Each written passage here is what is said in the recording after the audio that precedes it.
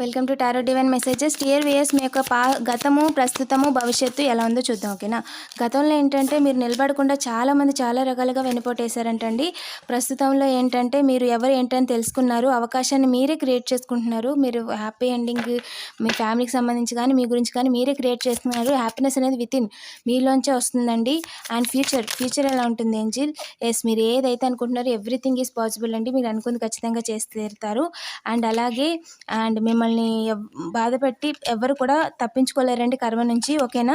మీతో గొడవ పెట్టుకోవాలని చూసిన వాళ్ళందరినీ కూడా ఏంజిల్స్ చూసుకుంటారంట. మిమ్మల్ని ఏ రకంగా కూడా బాధ పెట్టలేరు.